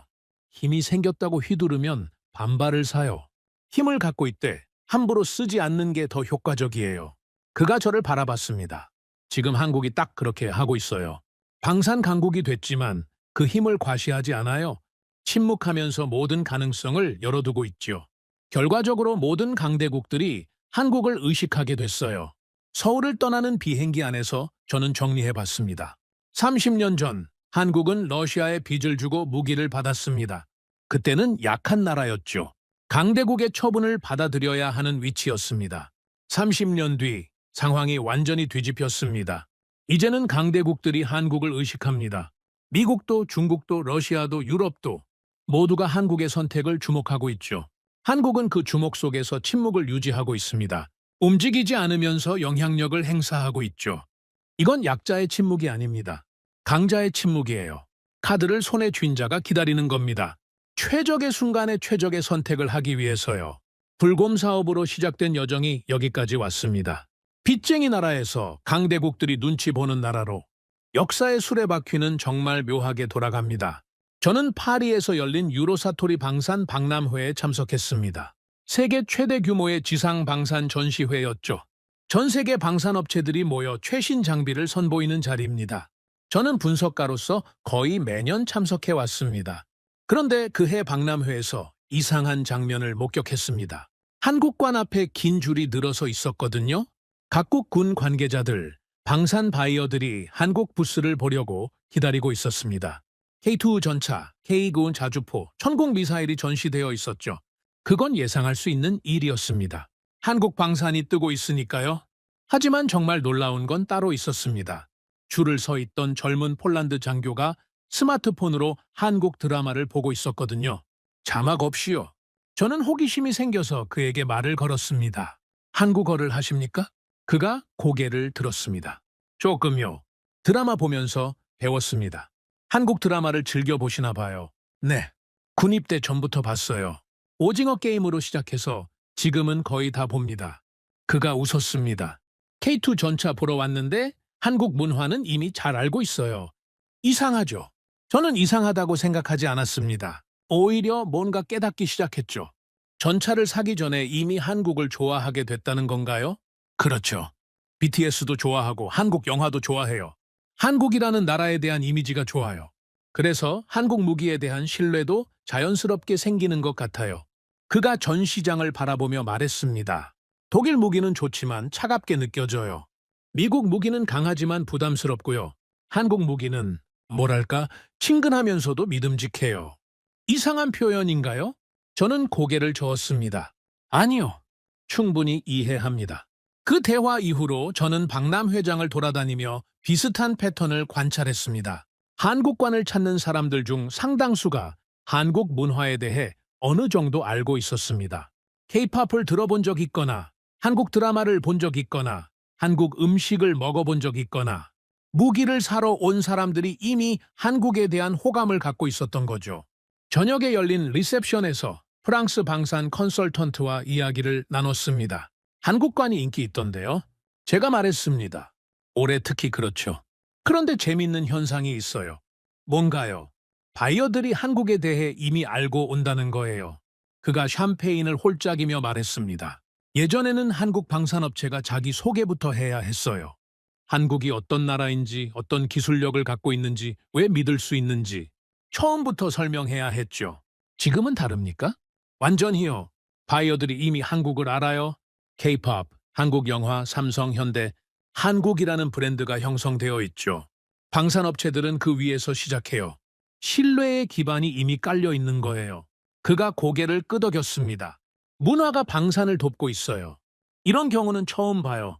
저는 그 현상에 대해 더 알고 싶어졌습니다.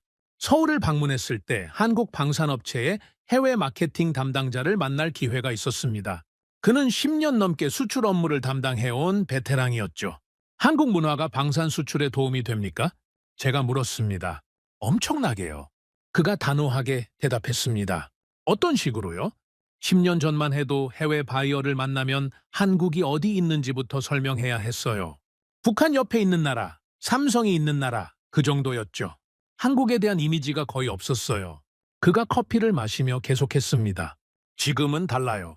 바이어들이 한국을 알고 와요. BTS 콘서트에 갔다거나, 오징어 게임을 봤다거나, 한국 치킨을 먹어봤다거나, 한국에 대한 호감이 이미 있는 상태에서 미팅이 시작돼요. 그게 무기 판매에 영향을 줍니까? 직접적으로요? 그가 몸을 앞으로 기울였습니다. 무기 구매는 기술적 판단만으로 이루어지지 않아요. 국가 간 신뢰가 중요해요. 이 나라가 약속을 지킬까? 부품 공급을 계속할까? 문제가 생기면 대응해줄까? 그런 신뢰가 있어야 계약이 성사돼요. 한국 문화가 그 신뢰를 만들어준다는 건가요? 네. K-팝이나 드라마가 한국을 친근하게 만들어줘요. 낯선 나라가 아니라 이미 아는 나라, 좋아하는 나라가 되는 거죠. 그 기반 위에서 방산 비즈니스가 훨씬 수월해져요. 그가 재미있는 에피소드를 들려줬습니다. 작년에 중동 국가와 협상할 때 있었던 일이에요. 어떤 일이요? 협상이 좀 길어지